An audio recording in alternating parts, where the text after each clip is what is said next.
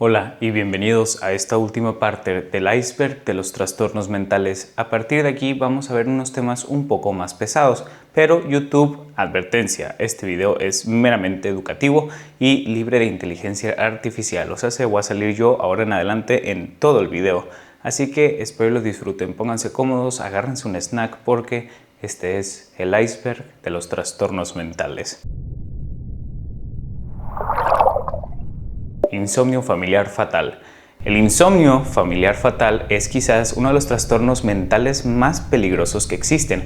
Es una enfermedad priónica hereditaria causada por una mutación en el gen PRNP, que produce proteínas priónicas mal plegadas que se acumulan en el tálamo, la región cerebral que regula el ciclo del sueño de la vigilia. El resultado es una destrucción progresiva e irreversible de la capacidad de poderte ir a dormir. La progresión es implacable y siempre sigue el mismo patrón.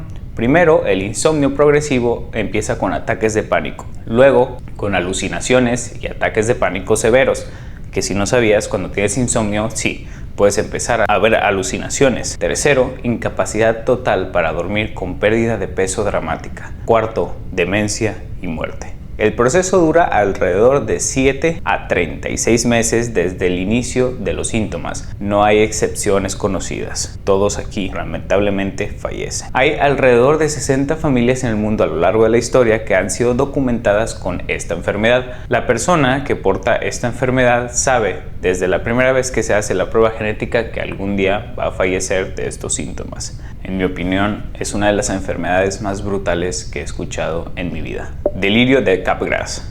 El delirio de Capgras es la creencia inamovible de que una persona cercana, frecuentemente o un familiar o una pareja, ha sido reemplazada por un impostor idéntico.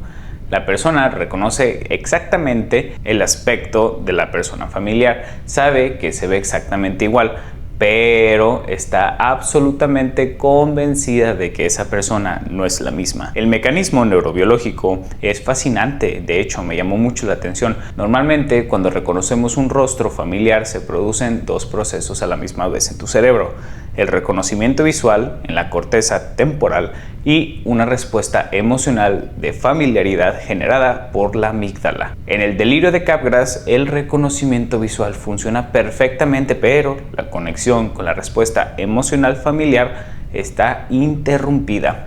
El cerebro ve a la persona correcta, pero no se siente que es ella. Y ante esa disonancia entre lo visual y lo emocional, construye la única explicación que tiene sentido desde adentro: es un impostor. Este de aquí se asocia frecuentemente con la esquizofrenia, demencia de Lewy, traumatismo cráneoencefálico y lesiones en el hemisferio derecho. Este de aquí no tiene cura, pero puede manejarse. El tratamiento de la condición subyacente cuenta con antipsicóticos en esquizofrenia, manejo de demencia y tratamientos para el delirio. Este de aquí, sinceramente, es uno que no puedo comprender, pero me imagino que es una pesadilla. Síndrome de la mano ajena. El síndrome de la mano ajena es exactamente lo que te estás imaginando. Y déjame decirte, suena más perturbador de lo que parece. Una de tus extremidades, generalmente una mano o un pie, realiza movimientos complejos e involuntarios completamente fuera del control de la conciencia de la persona. La mano puede agarrar objetos, quitarte la ropa, interferir con la otra mano o incluso intentar estrangular a otras personas sin tu conciencia. La persona no siente que la mano es suya, la percibe como una entidad completamente separada a la propia, de ahí el nombre. Neurológicamente ocurre cuando las regiones motoras del cerebro se desconectan del control voluntario consciente. Típicamente pasa esto tras un daño en el cuerpo calloso, el área motora suplementaria o la corteza frontal medial. La mano sigue recibiendo señales motoras, pero ya no está coordinadas con la intención consciente. Se asocia con cirugías de cuerpo calloso para epilepsia severa, accidentes cerebrovasculares y enfermedades neurodegenerativas. Este de aquí no tiene cura. Las intervenciones se enfocan en mantener la mano ocupada con tareas que compitan con los movimientos involuntarios, darle que sostener para reducir los comportamientos problemáticos y, en otros casos, reducir la intensidad con el tiempo a medida que el cerebro desarrolla rutas alternativas de control. Sin dudamente, una enfermedad muy peculiar. Folie à deux es un término francés que significa locura compartida. Es un síndrome en el que un delirio se transmite de una persona a otra. El caso primario a otra, el caso secundario comparte el mismo entorno íntimo y aislado. El caso primario desarrolla el delirio de forma independiente. El caso secundario generalmente en una relación de dependencia emocional intensa con el primario. Adopta gradualmente las mismas carencias del delirante. Cuando se separa a ambas personas, el caso secundario frecuentemente abandona el delirio. El caso primario lo mantiene. Ha ocurrido en parejas, familias enteras e incluso grupos más amplios en situaciones de aislamiento extremo. En la era de las redes sociales, algunos investigadores proponen que ciertos fenómenos de pensamiento conspirativo masivo comparten el mismo mecanismo que esta enfermedad. El tratamiento más efectivo es la separación inmediata de ambas personas. El caso secundario generalmente mejora rápidamente sin necesidad de medicación. El caso primario requiere tratamiento antipsicótico estándar, pero el delirio es subyacente. Este de aquí, créeme, lo he visto en redes sociales. Síndrome de Lima. El síndrome de Lima es el inverso exacto del síndrome de Estocolmo.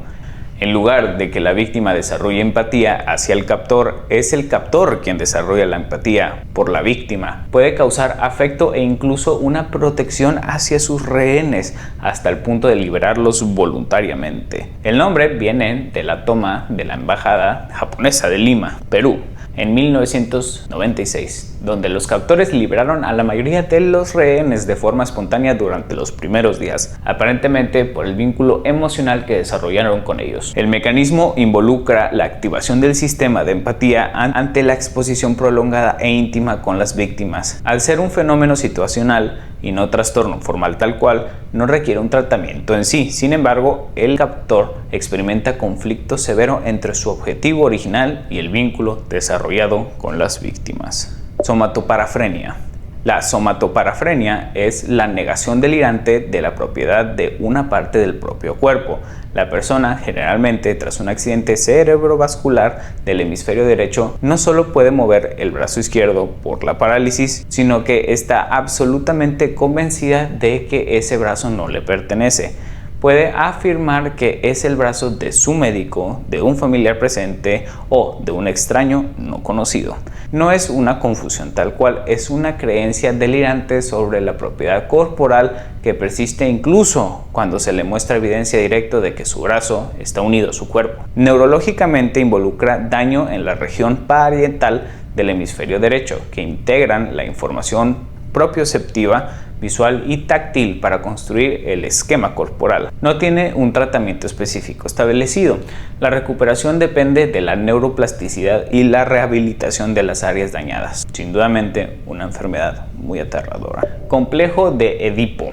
El complejo de Edipo, introducido por Sigmund Freud, describe el deseo inconsistente del niño hacia el progenitor del sexo opuesto y los sentimientos de rivalidad y miedo hacia el progenitor del mismo sexo durante la fase fálica del desarrollo, aproximadamente entre los 3 y los 6 años. Si vas a estudiar psicología, probablemente lo hagas en el primero o en el segundo semestre. En su expresión clínica problemática, cuando se resuelve adecuadamente durante el desarrollo, puede manifestarse en la adultez como dificultades para relacionarse románticamente con parejas que no produzcan dinámicas parentales. Así es, este puede causar atracción hacia figuras autoritarias significativamente mayores o incapacidades de separarse emocionalmente de la figura materna o paterna. Este de aquí, pues como saben, ha sido muy debatido a lo largo de la historia y probablemente la han desmentido 1000 veces, pero lo pusieron aquí en el iceberg.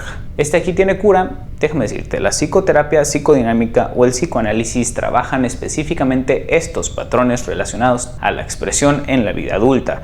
La terapia de esquemas, que identifica y modifica los patrones cognitivos y emocionales, también tiene alta efectividad. El proceso es largo, pero generalmente se puede arreglar. Síndrome de Rumia. El síndrome de Rumia es un trastorno en el que la persona regurgita comida sin esfuerzo, sin náuseas, sin dolor y generalmente dentro de los primeros 10 a 30 minutos después de comer. La comida regurgitada, prepárense, está un poco asqueroso, se vuelve a masticar, se traga o se escupe. No es vómito, no hay arcadas, es una regurgitación completamente pasiva que la persona frecuentemente no percibe como anormal. El mecanismo involucra una contracción habitual del diafragma y los músculos abdominales inmediatamente después de comer, que aumenta la presión intragástrica por encima del esfínter esofágico inferior. Es especialmente un hábito aprendido, frecuentemente iniciado en la infancia. Este aquí es gravemente subdiagnosticado porque los pacientes frecuentemente son diagnosticados erróneamente con reflujo o bulimia. Y de hecho tiene una de las tasas más altas dentro de todos los trastornos que hemos hablado, con una finalidad positiva. La técnica de respiración diafragmática aprendida con terapeuta especializado compite directamente con el mecanismo muscular de la rumia. Y sí, se puede curar. Eritomanía. La eritomanía, también llamada síndrome de Clerenbault, es la creencia delirante de que otra persona, generalmente de mayor estatus social, está profunda y secretamente enamorada de ti. Sí, la persona afectada interpreta cualquier interacción, cualquier mirada, cualquier gesto cotidiano de la persona como una confirmación de que está enamorada. Lo que hace la eritomanía especialmente peligrosa es que frecuentemente lleva al acoso. Esta persona probablemente alimenta el delirio no desde el odio, sino desde el amor, una emoción probablemente más fuerte, y está convencida de que está correspondiendo a su afecto real. Las celebridades son frecuentemente objeto de eritomanía, con los fans más perturbados. No debe confundirse con el enamoramiento intenso normal. Si has visto Björk o la conoces, probablemente sepas del caso del hombre que perdió la cabeza porque estaba convencido de que ella está enamorada de él, y hasta grabó videos muy perturbadores. Probablemente, si lo quieres ver, díganme en los comentarios, lo voy a cubrir después. Este de aquí es extremadamente difícil de tratar. Los antipsicóticos pueden reducir la intensidad del delirio, pero no la pueden eliminar completamente. La psicoterapia también es funcional, pero no tal cual elimina toda la enfermedad, ya que este no se percibe tal cual para el paciente como un problema. Síndrome de Alicia en el País de las Maravillas. El síndrome de Alicia en el País de las Maravillas, llamado así por Lewis Carroll, que probablemente lo padecía, es un trastorno neurológico que produce distorsiones perceptuales en la percepción del tamaño y la distancia. La persona experimenta micropsia, todo parece más pequeño de lo que es, o la macropsia, todo parece más grande de lo que es, así como distorsiones en la percepción del propio cuerpo y del tiempo. Lewis Carroll era migrañoso y la migraña es precisamente la causa de este síndrome. Las distorsiones ocurren típicamente como aura antes del dolor de cabeza.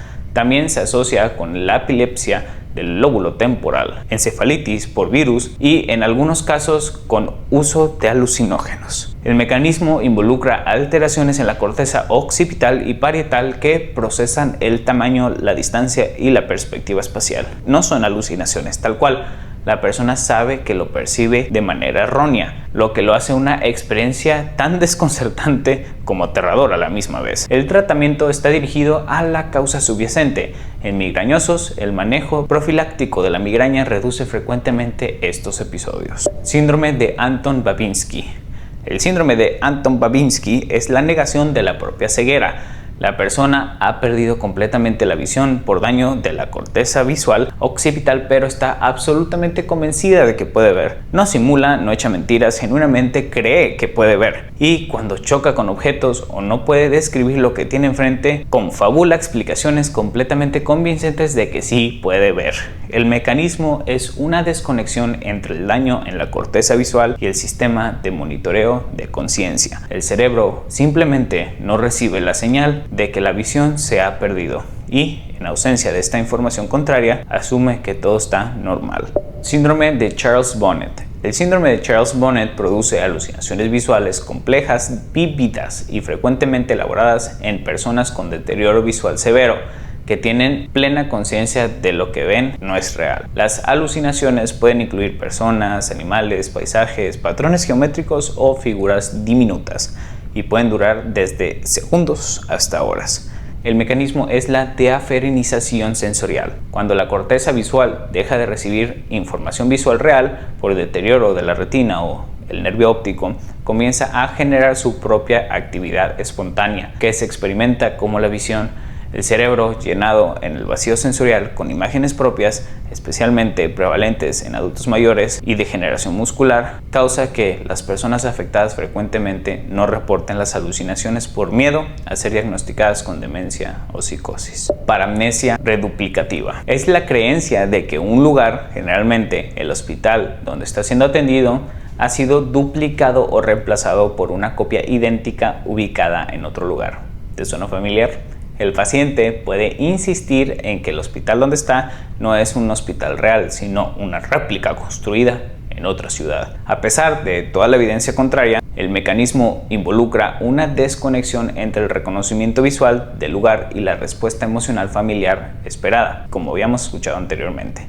El cerebro, ante esa disociación, construye la explicación más coherente posible. Este lugar es una copia y no es el original. Se asocia típicamente con el daño del hemisferio derecho, especialmente con lesiones frontales y temporales derechas, frecuentemente como consecuencias de traumatismo cráneoencefálico o un accidente cardiovascular. No existe un tratamiento específico. El manejo está orientado a la condición neurológica subyacente. En algunos casos, el delirio se resuelve espontáneamente a medida de que el cerebro se recupera de la lesión aguda. Dobles subjetivos. El síndrome de los dobles subjetivos es la creencia de que existe un doble de uno mismo, otra persona física idéntica que está viviendo la propia vida en algún otro lugar del mundo. A diferencia del delirio de Capgras, donde el impostor reemplaza a otro, aquí el impostor se reemplaza a uno mismo. La persona puede creer que su doble vive en su casa, duerme con su pareja, va a su trabajo, la peor pesadilla de muchos. Puede experimentar una profunda crisis de identidad al sentir que no es el mismo. En algunos casos, la persona desarrolla la convicción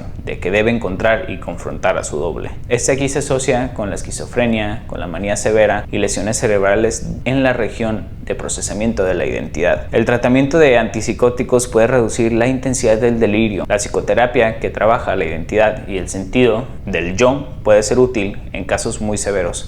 Identificación errónea especular. El síndrome de identificación errónea especular es la incapacidad de reconocerse a uno mismo en el espejo, creyendo que el reflejo, en efecto, es otra persona. La persona puede hablar con su propio reflejo, enojarse con él o incluso ignorarlo como si fuera un extraño. Es diferente a la de prosopagnosia, que es la incapacidad de reconocer otros rostros ajenos. Aquí el fallo es específicamente en el autorreconocimiento especular, que depende de circuitos cerebrales parcialmente distintos. Se asocia con demencia severa, especialmente Alzheimer avanzado, y con lesiones en regiones frontales y temporales derecha. No tiene un tratamiento en específico. En el contexto de demencia, algunos cuidadores cubren los espejos para reducir la confusión y la angustia del paciente ante su propio reflejo. La psicoeducación de cuidadores sobre el mecanismo del síndrome es súper fundamental para un manejo adecuado y compasivo. Mutismo asinético. El mutismo asinético es un estado en el que la persona está despierta, con ojos abiertos, aparentemente alerta, pero sin hablar ni moverse de forma voluntaria. No es un coma. No es parálisis en el sentido motor tradicional, es una desconexión entre la conciencia y la voluntad de actuar. El paciente parece observar su entorno con cierta conciencia, pero sin ninguna iniciativa de interacción. Neurológicamente involucra daño bilateral en la área motora suplementaria o en el cíngulo anterior, regiones críticas para la iniciación de la conducta voluntaria. El cerebro puede procesar información, pero no puede generar el impulso de actuar sobre ella. Depende de la causa y la extensión del daño, este puede tener cura. En algunos casos de daño focal limitado puede haber recuperación significativa con rehabilitación neurológica. Catatonia. La catatonia es un síndrome neuropsiquiátrico caracterizado por alteraciones marcadas de la actividad motora que pueden ir desde la inmovilidad hasta la agitación extrema. Sus manifestaciones incluyen estupor, rigidez, negativismo, posturas inusuales mantenidas durante horas, ecolalia, que os hace repetir lo que dice otro, y ecopraxia, que es imitar los movimientos de otro. Uno de sus síntomas más fascinantes es la flexibilidad cerebral. El paciente puede ser colocado en posturas extrañas por el examinador y la mantiene durante horas sin quejarse ni resistirse. Se asocia con esquizofrenia, trastorno bipolar, depresión severa y también puede ser causada por condiciones médicas como encefalitis o alteraciones metabólicas severas. ¿Y esto aquí tiene cura? Tiene tratamiento efectivo cuando se identifica correctamente. Las benzodiazepinas, especialmente el lorazepam, son el tratamiento de primera línea y producen respuestas dramáticas en muchísimos casos, con resolución del episodio en horas. Complejo de Jonás. El complejo de Jonás, descrito por el psicólogo humanista Abraham Maslow, describe el miedo al propio éxito, a la propia grandeza y al propio potencial. En lugar del miedo al fracaso, que es lo que normalmente conocemos, el complejo de Jonás es el miedo a triunfar, a destacar, a hacer todo lo que uno podría hacer. El nombre viene, obvio, si conocen la Biblia, del profeta bíblico Jonás, que huyó de su misión divina no por la incapacidad, sino por el miedo a la responsabilidad que implicaba cumplirla. La persona con este complejo se autosabotea sistemáticamente para no cumplir con las oportunidades de éxito, justo en el momento en que el éxito está a su alcance. La psicoterapia humanista y existencial son los que traen el mejor abordaje, sobre todo más coherente con la naturaleza de este problema. La terapia de esquemas que identifica las creencias nucleares sobre el merecimiento y el éxito también tienen alta efectividad. Descendemos a nivel 7. Síndrome de Ganser. El síndrome de Ganser es uno de los trastornos más desconcertantes que he conocido en mi vida. Se caracteriza por un síntoma principal que tiene un nombre específico, la Vorbeigehen, que en alemán significa pasar de largo. La persona responde a preguntas simples con respuestas aproximadamente incorrectas que demuestran que entendió la pregunta, pero deliberadamente o inconscientemente responde mal. Si le preguntas ¿cuántas patas tiene un perro?, te responde 5. Si le preguntas ¿cuántos 2 más 2?, te va a decir probablemente 8. Las respuestas están siempre cerca de la correcta, pero nunca están bien.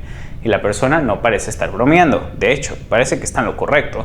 Responde con una certeza casi quirúrgica. Se acompaña de alucinaciones, síntomas conversivos como parálisis o ceguera sin causa orgánica, amnesia y, en estudios generales, hasta confusión. Fue escrito originalmente en prisioneros y el debate sobre si un trastorno disociativo genuino, una forma de simulación inconsistente o respuesta psicogénica al estrés extremo sigue sin resolverse completamente en la psiquiatría moderna. En la mayoría de los casos documentados, el síndrome se resuelve de forma relativamente rápida. Estamos hablando de días o semanas, específicamente cuando se elimina el estresor desencadenante. La psicoterapia de apoyo es el tratamiento principal. Síndrome de Cotard. El síndrome de Cotard es conocido como el delirio de los muertos andantes. La persona está absolutamente convencida de que está muerta, de que no existe, de que sus órganos se han podrido o desaparecido. En casos extremos, la persona cree que es inmortal porque ya está muerta y por lo tanto no puede morir. Fue descrito por el neurólogo Jules Cotard en 1880 con el caso de una paciente que creía que no tenía cerebro, nervios ni estómago, que era solo piel y hueso, y que no necesitaba comer porque ya estaba muerta. Murió de inanición porque no veía razón para alimentarse.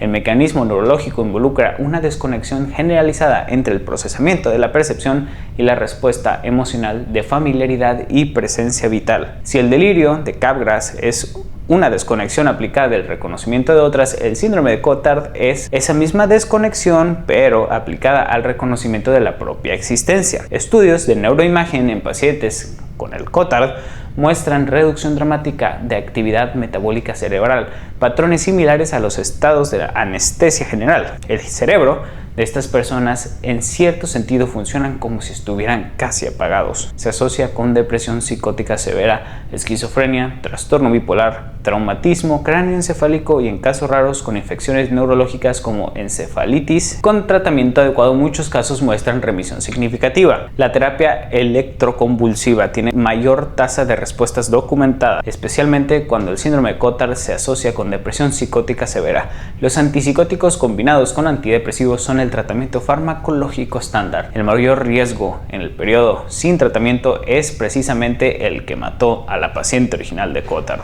la negatividad a comer, beber o cuidarse porque la persona no percibe razón para mantenerse un cuerpo que cree inexistente. Delirio de Fregoli. El delirio de Fregoli es el opuesto exacto al delirio de Capgras. El Capgras, una persona familiar es reemplazada por un impostor de aspecto idéntico.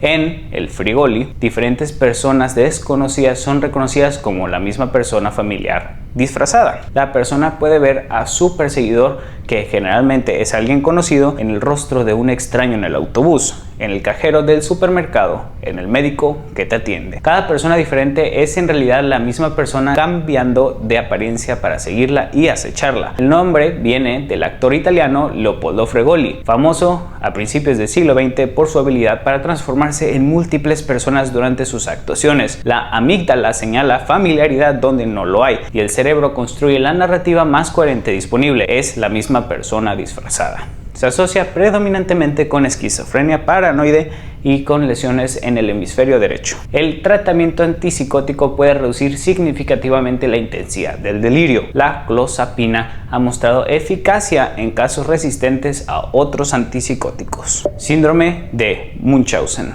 El síndrome de Munchausen, ahora llamado trastorno facticio, es la fabricación o inducción deliberada de síntomas físicos o psicológicos en uno mismo con el objetivo de asumir el rol de enfermo. No hay motivación económica, no es para obtener medicamentos como otros junkies. El único objetivo es ser paciente. La persona puede ingerir sustancias tóxicas, manipular sus propias heridas para evitar que cicatricen, inyectarse bacterias o, no se diga, contaminar muestras de laboratorio, simplemente con la finalidad de ser un paciente.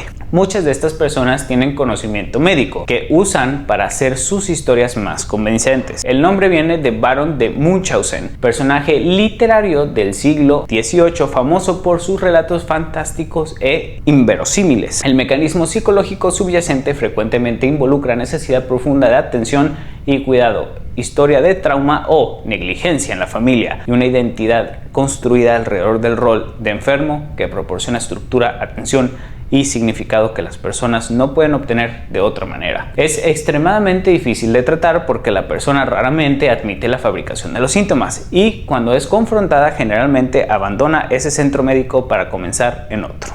Parasitosis delirante. La parasitosis delirante, también llamada síndrome de Ekbom o delirio de infestación, es la creencia absolutamente inamovible de que la piel, el cuerpo o el entorno inmediato está infestado por parásitos, insectos, bacterias o pequeños organismos que la persona puede sentir moviéndose bajo la piel, pero que no son detectables por ningún método médico.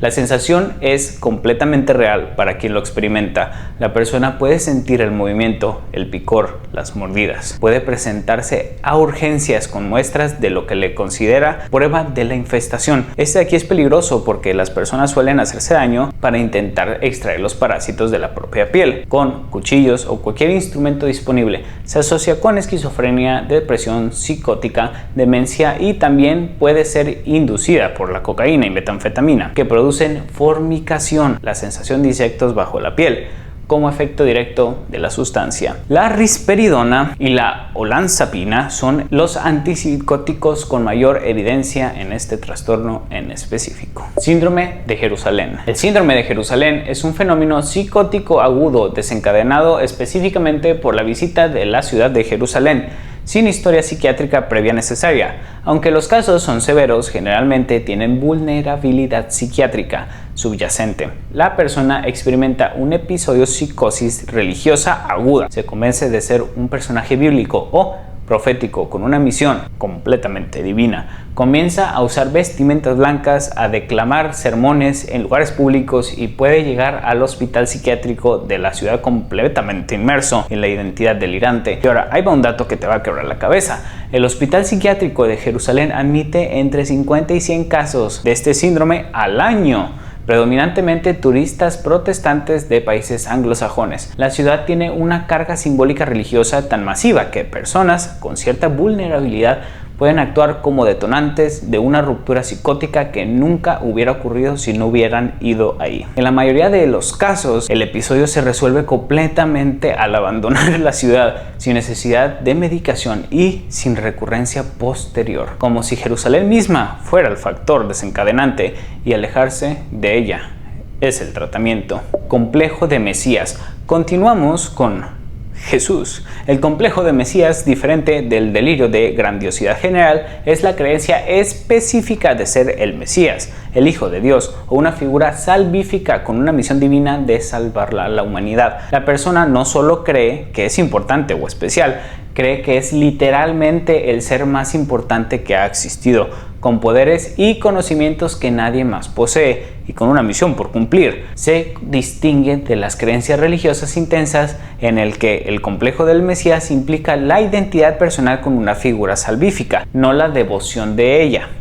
No es alguien que cree profundamente en Jesús, es alguien que cree que es Jesús. El mecanismo involucra grandiosidad delirante con frecuencia de componente hipomaníaco o maníaco. Es más común en hombres jóvenes y tiene una prevalencia notoriamente mayor en ciudades con alta carga simbólica religiosa, como Jerusalén, Roma y Ciudad del Vaticano. El tratamiento antipsicótico y estabilizador del ánimo puede reducir la intensidad de las creencias. Intermetamorfosis. La intermetamorfosis es el delirio de que personas del entorno se están transformando entre sí, intercambiando tanto su apariencia física como su identidad psicológica. No es que una persona sea reemplazada por un impostor, como en el de Capgras, ni que diferentes personas sean la misma disfrazadas de otro, como en Fregoli. Es que la persona literalmente se convierte en otra persona, completando una transformación total de cuerpo y alma. La persona puede creer que su médico se ha transformado en su madre o que su esposo se ha transformado en su jefe, no solo en apariencia, sino en esencia. Es el más complejo de todos los síndromes de identificación errónea porque combina la confusión visual de Fregoli con la sustitución de identidad del de Capgras. Se asocia predominantemente con esquizofrenia paranoide severa y en uno de los síndromes de identidad errónea más frecuente de todos. El tratamiento antipsicótico es el abordaje principal, con los mismos desafíos que el de los síndromes de identificación errónea. Síndrome de Stendhal. El síndrome de Stendhal, también llamado síndrome de Florencia, es una respuesta psicosomática a la exposición a obras de arte de gran belleza o concentración cultural que produce síntomas físicos y psicológicos reales como la taquicardia, el vértigo, la confusión, alucinaciones y, en casos extremos, episodios disociativos o psicóticos breves. El nombre viene del escritor francés Stendhal, que escribió en 1817 una experiencia de este tipo al visitar las tumbas de los grandes italianos en Santa Croce, en Florencia. El Hospital Santa Maria Nuovo de Florencia, uno de los hospitales más antiguos del mundo, atiende regularmente a turistas con síntomas de este síndrome. El mecanismo propuesto involucra una sobrecarga sensorial y emocional ante la densidad de significado cultural y estético concentrada en ciertos espacios. La psiquiatra italiana Graziella Magherini documentó más de 100 casos en Florencia durante los años 80 y definió el síndrome clínicamente. Sin embargo, sigue siendo debatido. Algunos investigadores lo consideran una identidad clínica real, mientras que otros lo atribuyen a factores como el jet lag, la deshidratación y la sobreestimulación turística. Los episodios generalmente se resuelven espontáneamente con reposo, alejamiento del estímulo y rehidratación. Síndrome de Diógenes. El síndrome de Diógenes, nombrado irónicamente después del filósofo griego que predicaba la vida simple y el rechazo a la posición material, es exactamente lo opuesto: una acumulación compulsiva y severa de objetos, basura y desechos en el propio hogar, combinado con negligencia extrema del autocuidado y el aislamiento social. La persona vive literalmente enterrada en décadas de acumulación, con pasillos apenas transitables entre montañas de periódicos, objetos inútiles, comida en descomposición y, en casos extremos, sus propios desechos corporales, y frecuentemente no percibe ningún problema con ellos. Se diferencia del trastorno de acumulación compulsiva, o sea, el hoarding, en que el síndrome de Diógenes incluye específicamente la negligencia severa del autocuidado y la suciedad doméstica extrema, y se asocia más frecuentemente con demencia, psicosis o personalidad esquizoide severa. El tratamiento es multidisciplinario y es extremadamente complejo porque la persona raramente acepta intervención voluntariamente. La intervención social forzada puede ser necesaria cuando la situación representa un riesgo para la salud pública. El tratamiento de la condición psiquiátrica subyacente mejora el juicio y puede permitir cierta cooperación. Boantropia. La boantropia es la creencia delirante de ser un buey o una vaca. La persona afectada puede comenzar a comportarse como el animal, caminar en cuatro patas, comer hierba, mugir y rechazar comportamiento de ser humano convencional. Es una de las formas más antiguas de zoantropia documentadas en la historia. La referencia más famosa es bíblica. En el libro de Daniel, el rey Nabucodonosor de Babilonia sufre un episodio descrito con precisión clínica donde abandona su palacio, come hierba como los bueyes y vive en el campo durante 7 años antes de recuperar su juicio. Muchos historiadores y psiquiatras consideran este como el primer caso de boantropia en la historia. Se asocia con psicosis severa, esquizofrenia y en contextos históricos con estados disociativos profundos posiblemente relacionados con trauma o sustancias alucinógenas. Es extremadamente rara en psiquiatría moderna. El tratamiento con antipsicóticos es el abordaje principal. Complejo de Fedra. El complejo de Fedra, nombrado después del personaje mitológico griego que se enamoró de su hijastro Hipólito, describe a la atracción romántica de una figura parental, generalmente una madre o una madrastra, hacia su hijo o hijastro. En su dimensión clínica, el complejo de Fedra representa una perturbación grave en los límites de relaciones intrafamiliares, frecuentemente asociada con disfunción severa en la regulación emocional, historia de trauma y en algunos casos con episodios maníacos o hipomaníacos, que desinhiben conductas que los mecanismos de control normal mantendrían suprimidas. El tabú de esto tiene bases tanto culturales como neurobiológicas. El efecto Westermarck escribe la supresión natural del atractivo entre personas criadas juntas desde la infancia. El complejo de Fedra representa una ruptura de ese mismo mecanismo de supresión. La psicoterapia psicodinámica de largo plazo que trabaja los conflictos relacionales y los límites intrafamiliares es el abordaje principal. Síndrome de Truman. El síndrome de Truman, nombrado después de la película The Truman Show en 1998, que me fascina, me encanta esa película, es la creencia delirante de que la propia vida es un programa de televisión o una realidad simulada, que todos los que rodean al paciente son actores y que la propia existencia es observada y controlada por fuerzas externas con fines de entretenimiento o experimento. Algo que se me hace extremadamente fascinante es que la película llegó antes que el diagnóstico. Después de su estreno, psiquiatras comenzaron a documentar pacientes cuyo delirio seguía exactamente esta narrativa.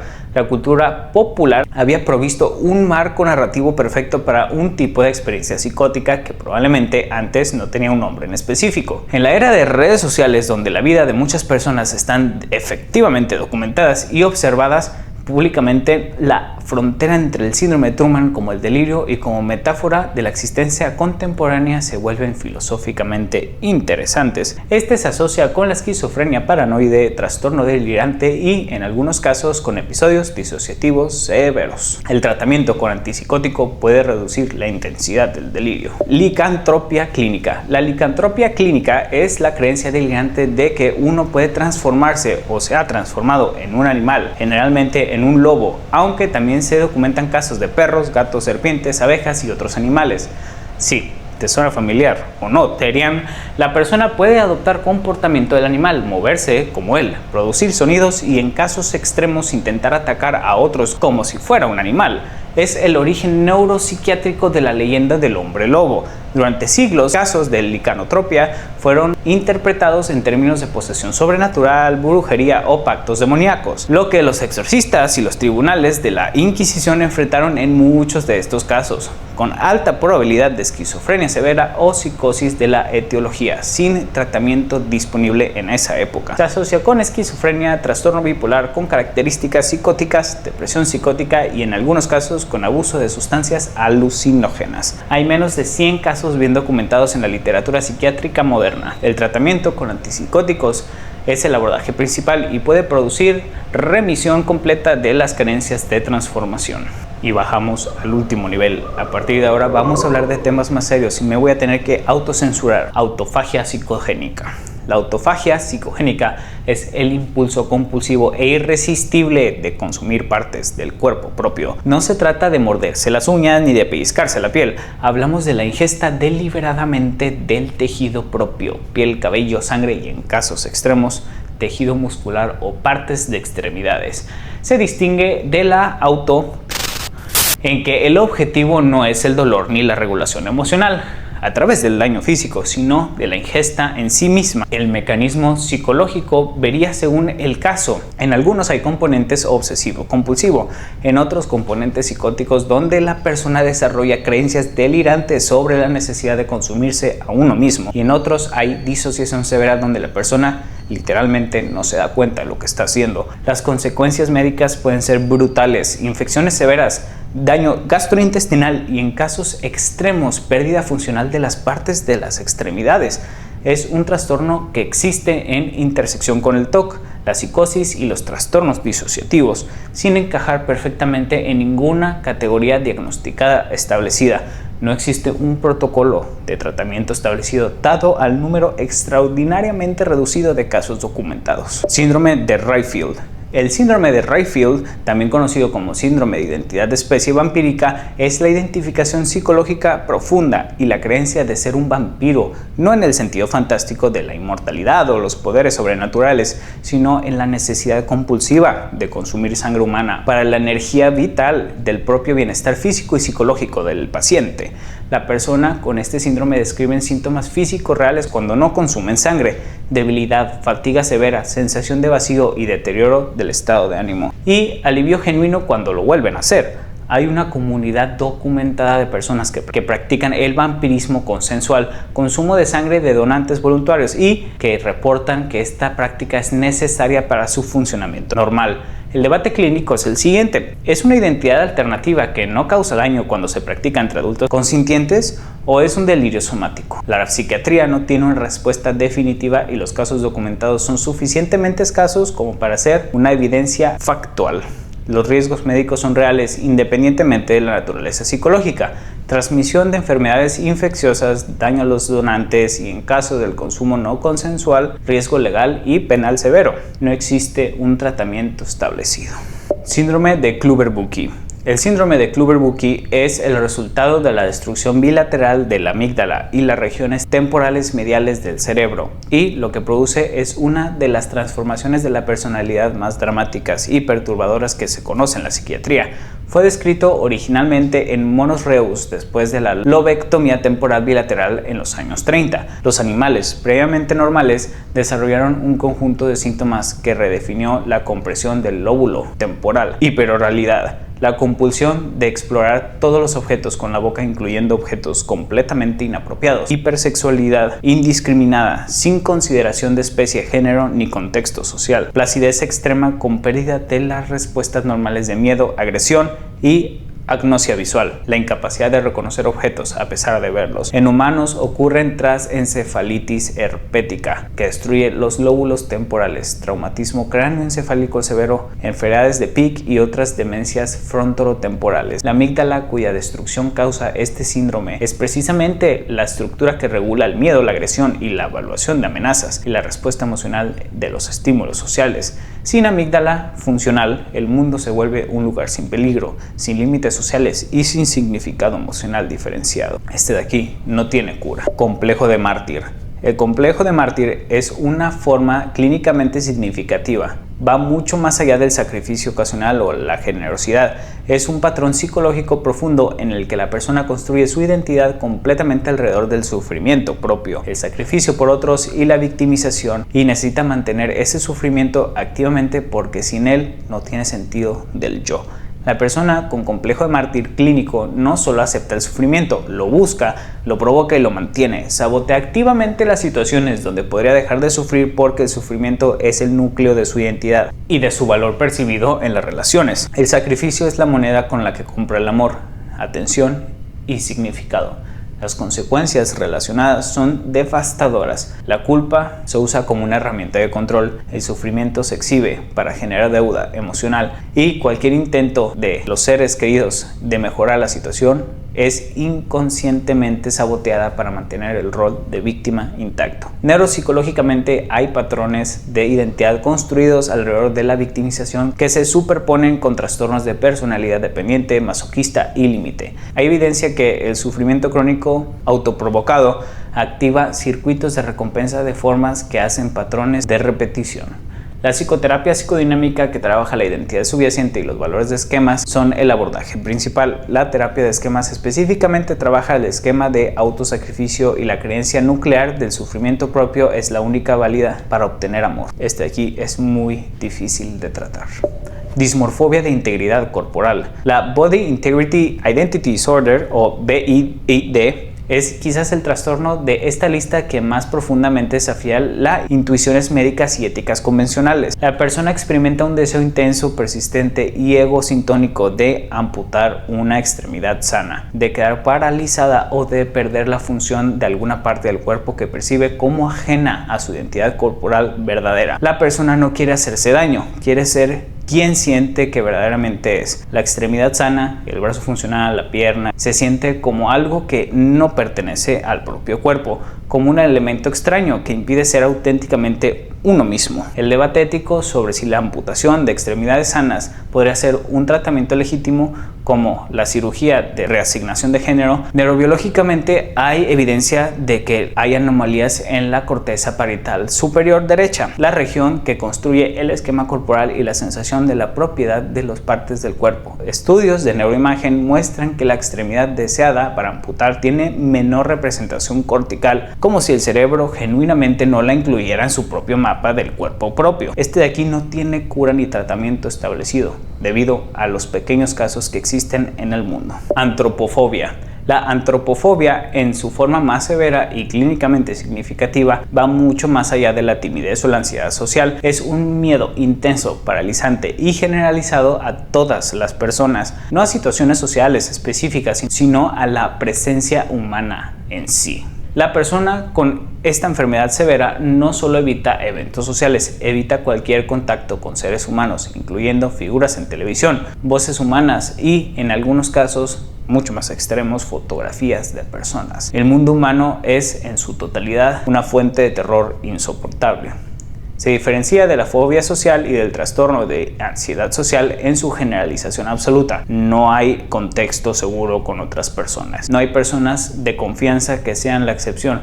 La humanidad completa es la amenaza.